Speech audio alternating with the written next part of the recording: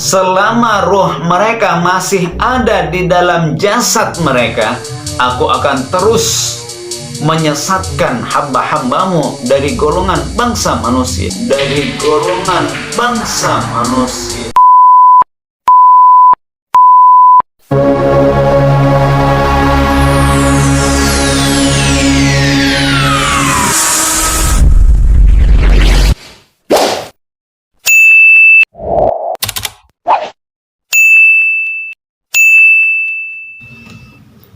Bismillahirrahmanirrahim. Assalamualaikum warahmatullahi wabarakatuh. Alhamdulillah, wassalatu wassalamu ala rasulillah wa ala alihi wa sahbihi wa mawala.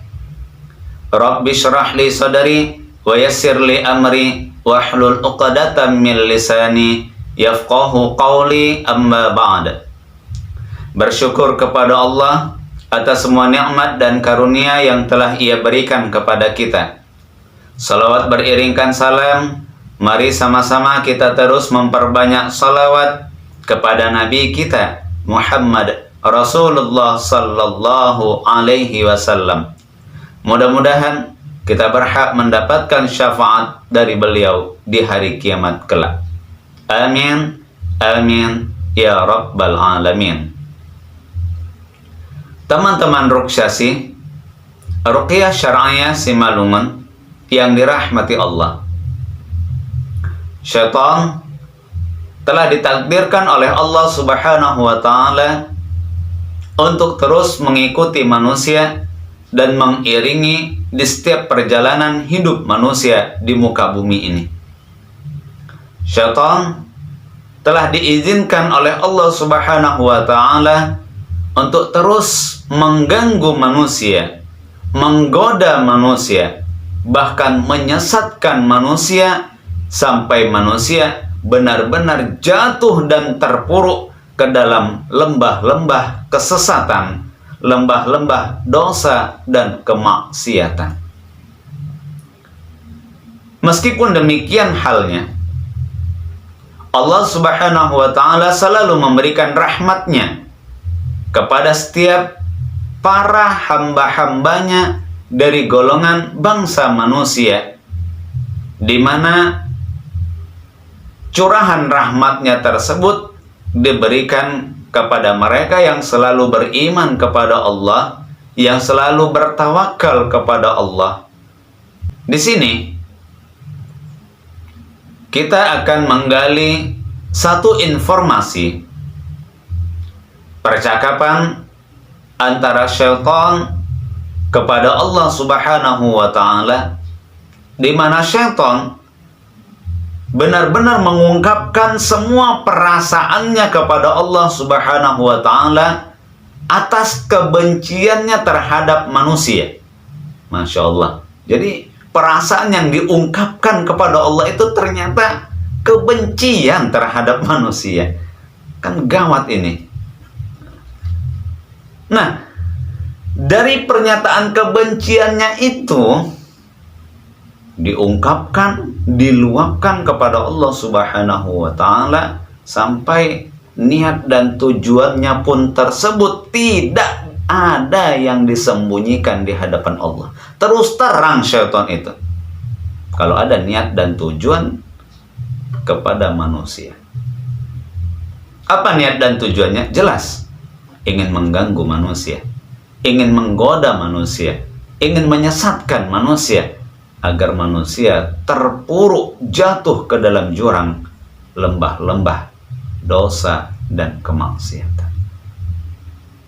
Tapi di sini nanti kita lihat apa jawaban yang diberikan oleh Allah Subhanahu wa Ta'ala kepada syaitan setelah Allah mendengarkan semua curahan isi hatinya tentang ungkapan perasaannya atas kebenciannya kepada manusia, bahkan sampai hari kiamat, sampai manusia itu meninggal dunia lagi. Teman-teman Ruksyasi, Ruqyah Syar'iyah Simalungun yang dirahmati Allah, mari kita lihat di dalam sebuah hadis Dari Abu Sa'id radhiyallahu anhu, ia berkata, Rasulullah sallallahu alaihi wasallam bersabda, Inna syaitan qal, sesungguhnya syaitan itu berkata kepada Allah subhanahu wa ta'ala tentunya, Wa izzatuka ya Rabb, demi kemuliaanmu wahai Rabbku, la abraha alwi ibadak, aku akan terus menyesatkan hamba-hambamu. Masya Allah. Madamat arwahuhum fi ajsadihim, selama roh-roh mereka masih ada di dalam tubuh mereka. Masya Allah. Artinya apa? Selama roh mereka masih ada di dalam jasad mereka, aku akan terus menyesatkan hamba-hambamu dari golongan bangsa manusia. Selama mereka belum meninggal dunia, aku akan terus mengejar mereka. Aku akan terus mendatangi mereka. Aku akan terus menggoda mereka. Aku akan terus menyesatkan mereka. Selama roh mereka belum lepas dari tubuh mereka, maka selama itu pula aku akan melakukan berbagai macam cara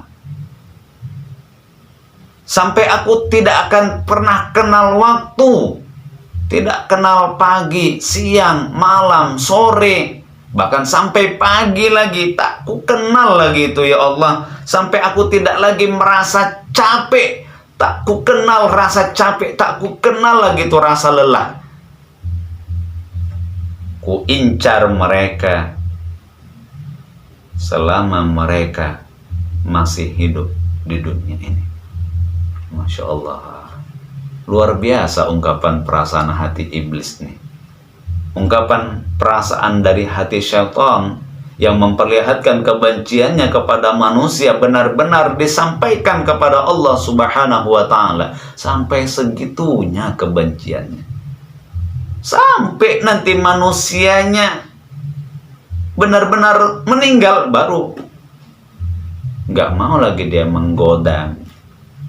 Udah nggak akan digoda lagi manusia itu, nggak akan disesatkan. Kenapa? Karena memang tujuan akhir dari syaitan pada saat manusia masih hidup, apalagi pada saat sakaratul maut, itu tujuan akhirnya tuh. Kalau bisa meninggalnya ini su'ul khotimah, kalau bisa meninggalnya ini kafir kepada Allah, kalau bisa meninggalnya ini dalam keadaan sesat, ini dalam keadaan penuh dosa, ini itu memang tujuan akhirnya. Makanya selama manusia itu masih hidup, rohnya masih melekat pada jasadnya, maka selama itu pula mereka tidak akan pernah berhenti untuk berusaha menyesatkan hamba-hamba Allah dari golongan bangsa manusia.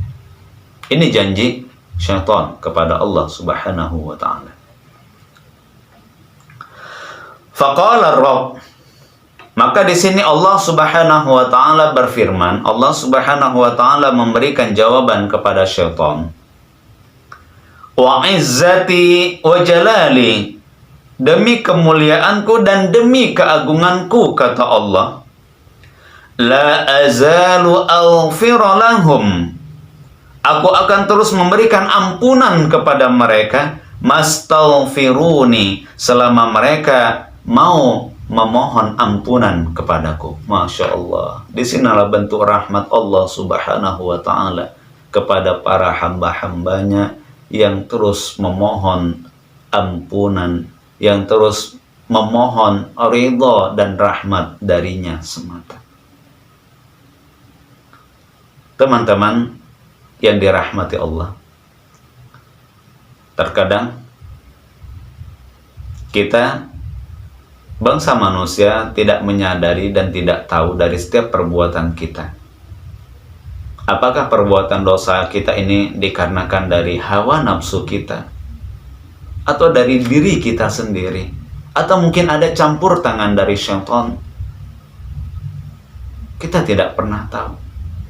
Tapi jangan sampai kita merasa bangga dari setiap kesalahan-kesalahan kecil yang kita lakukan. Itu terus kita pertahankan. Dan kita merasa bahwa, masih kecil kok kesalahan yang aku lakukan. Jangan sampai. Jangan sampai kita merasa Allah itu kan Maha Pengampun. Nanti kalau sudah banyak dosaku, aku akan memohon ampunan kepada Allah. Jangan sampai. Justru mulai dari detik ini, mulai dari sekarang, sekecil apapun kesalahan, dosa, kemaksiatan yang kita lakukan, mari sama-sama kita iringi dengan taubat kepada Allah Subhanahu wa ta'ala. Bertaubat kita kepada Allah. Perbanyak istighfar, memohon ampun kepada Allah Subhanahu wa ta'ala. Malu kita sebenarnya kepada Nabi kita Muhammad Rasulullah sallallahu alaihi wasallam, yang dimana beliau selalu memohon ampun kepada Allah dalam satu hari itu sebanyak 100 kali. Padahal beliau adalah Nabi, beliau adalah seorang Rasul, beliau itu adalah maksum, manusia yang suci. Tapi di dalam setiap ucapan dan perbuatan beliau, Masya Allah, beliau selalu beristighfar, memohon ampun kepada Allah Subhanahu wa ta'ala.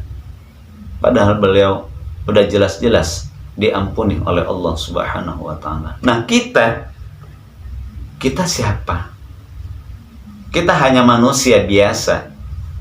Kita bukan seorang nabi, kita bukan seorang rasul, dan kita tidak ada apa-apanya di hadapan Allah Subhanahu wa ta'ala.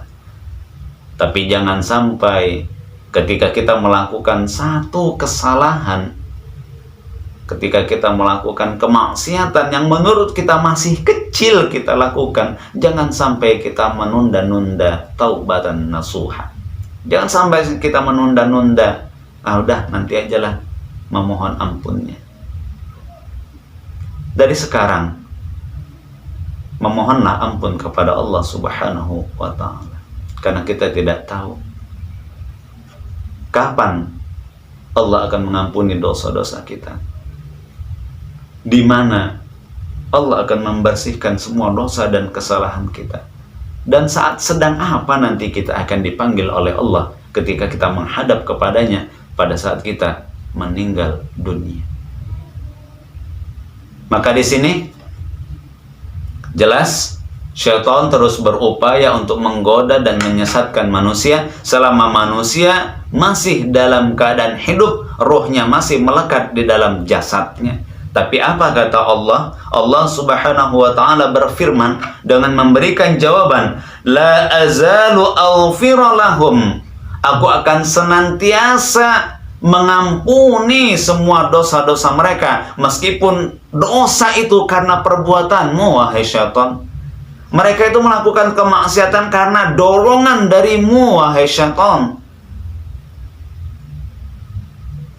Tapi selama mereka melakukan dosa dan kesalahan, kemudian mereka beristighfar, memohon ampun kepadaku, la azalu aghfira lahum, maka aku akan terus memberikan ampunan kepada mereka. Mastaghfiruni, bagi siapa saja di antara mereka yang mau memohon ampunan kepadaku. Teman-teman Ruqyah Syar'iyah Simalungun yang dirahmati Allah.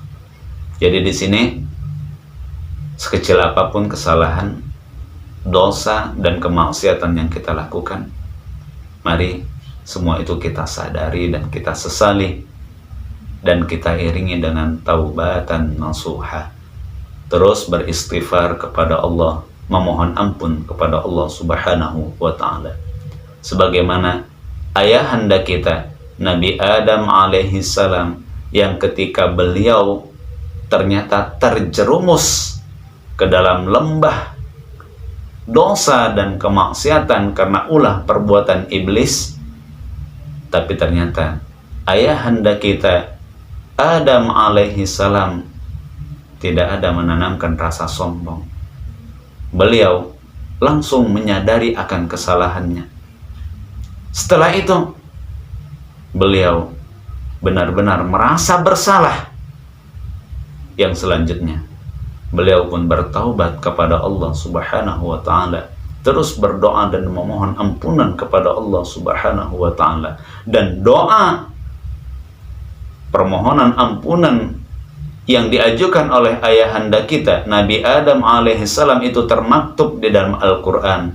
Rabbana zalamna anfusana wa illam taghfir lana wa tarhamna lanakunanna minal khasirin. Teruslah doa itu beliau ucapkan sampai Allah benar-benar memberikan ampunan kepada Nabi Adam alaihissalam. Teman-teman yang dirahmati Allah, demikian yang dapat kita sampaikan.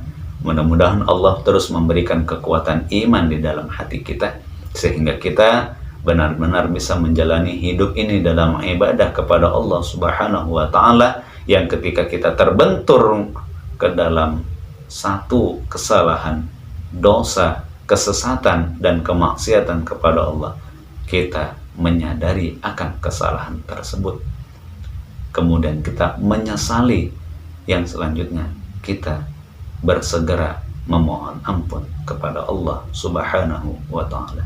Semoga Allah mengampuni semua dosa dan kesalahan serta kemaksiatan yang selama ini kita lakukan. Jangan pernah berhenti untuk beristighfar. Semoga Allah memberikan ampunan kepada kita semua. Amin, amin, ya rabbal alamin. Barakallahu fiikum, billahi taufiq wal hidayah. Wassalamualaikum warahmatullahi wabarakatuh.